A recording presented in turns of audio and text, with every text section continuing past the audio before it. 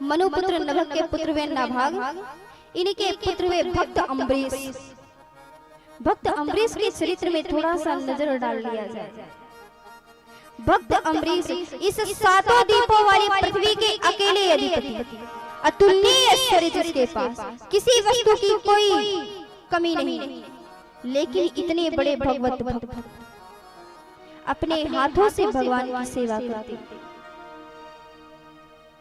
सुखदेव जी महाराज कहते हैं, सवै मनः कृष्ण पदारविंदयो निवेशितं तद्गुणरागिरेरिः नते यमं पाशवृतश्च तद्भटाः स्वप्ने पश्यन्ति चेलनिष्ठिताः।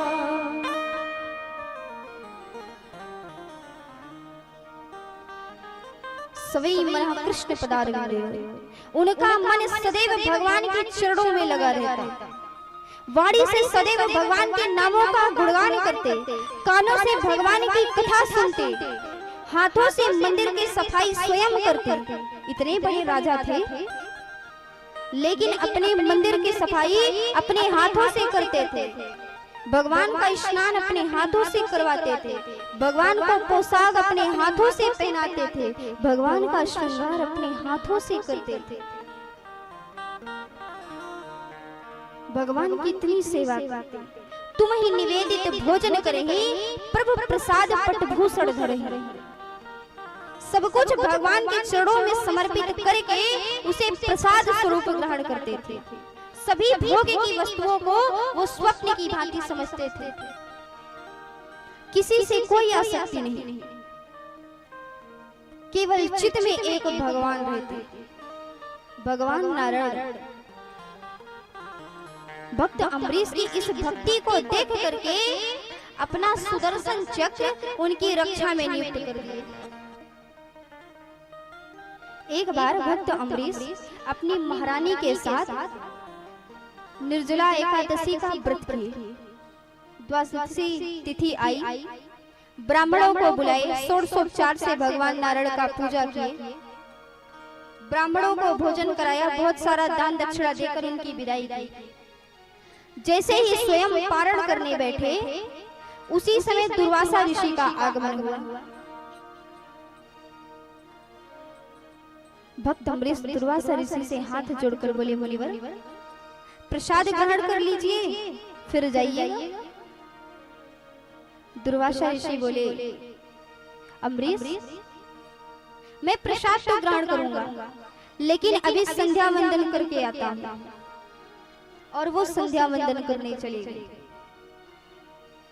भगवान में ऐसे मग्न हुए कि वो भूल गए कि द्वादशी तिथि व्यतीत होने वाली है। यहाँ द्वादशी तिथि व्यतीत होने वाली थी।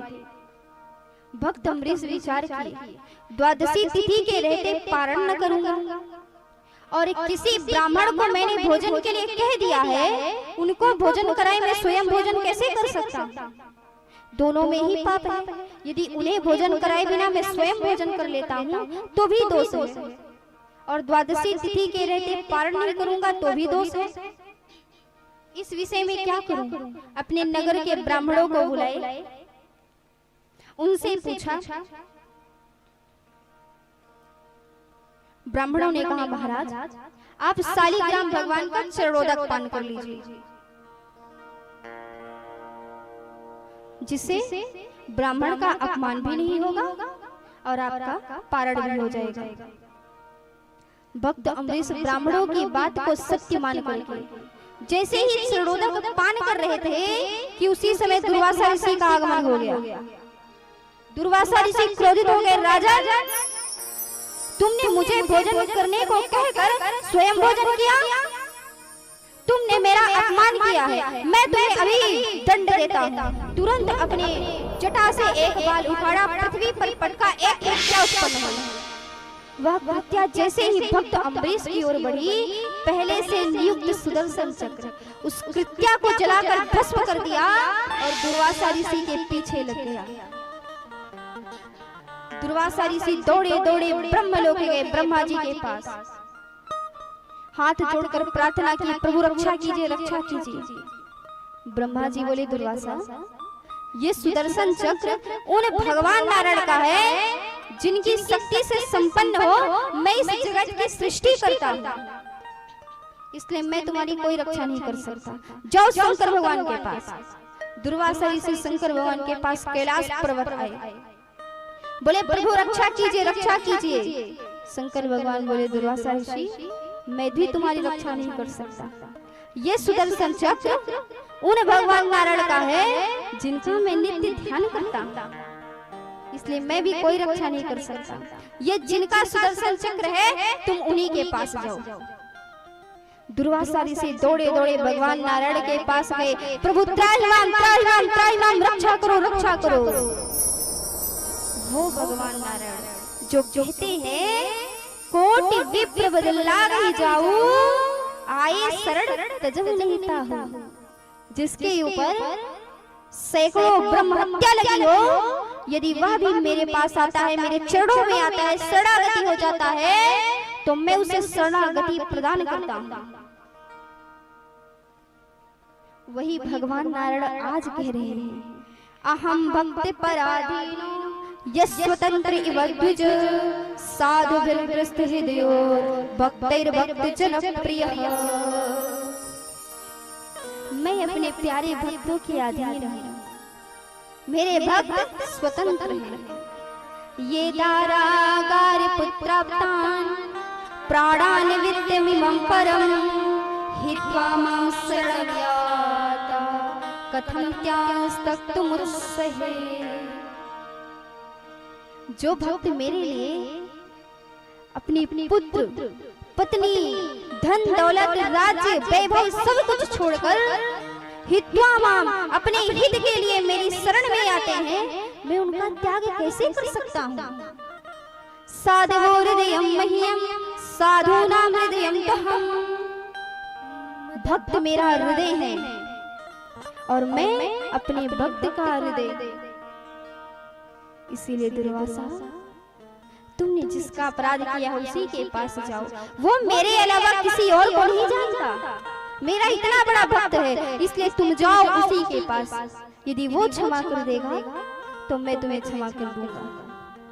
भा निराश उपजी मन त्रासा, जथा चक्र भैरिष दुर्वासा। ब्रह्म धाम शिवपुर सब लोका, फिराष्टमित व्याकुल भय शोका। काहू बैठा कहा न होई, राखी को सकहि राम कर दो। जो अपराध भगत कर करही, राम रोष पावक सो जरहि। जो भगवान के भक्त का अपमान करता है वो भगवान की क्रोध अग्नि में सदैव जलता रहता है। जिस प्रकार से एक माता पिता अपना अपमान सहन कर सकते हैं लेकिन अपने संतान का अपमान सहन नहीं कर सकते, उसी प्रकार भगवान भी अपना अपमान सहन कर सकते हैं लेकिन अपने भक्त का अपमान सहन नहीं कर सकते। भगवान का अपमान करिए लेकिन भगवान के भक्त का कभी अपमान न करिएगा।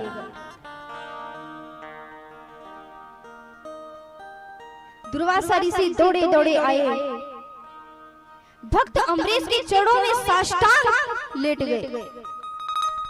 रक्षा करो, रक्षा करो। भक्त अम्बरीश उठा करके हृदय से लगा लिए। मुनिवर क्या कर रहे हैं? आपके चरणों में तो हमें सर झुकाना चाहिए। और तुरंत उस सुदर्शन चक्र की स्तुति किए। सुदर्शन नमस्तुभ्यं सहस्रारच्युत प्रिया, सर्वस्त्रघातिनि विप्राय स्वस्ति भूयात् इडस्पते।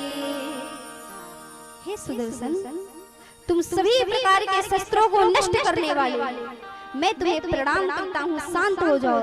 लेकिन सुदर्शन चक्र शांत नहीं हुआ। भक्त अम्बरीश बोले, यदि मैंने सर्वत्र सब में भगवान नारायण का दर्शन किया है, भगवान नारायण मुझसे प्रसन्न है, तो तुम शांत हो जाओ। सुदर्शन चक्र तुरंत शांत हो गया।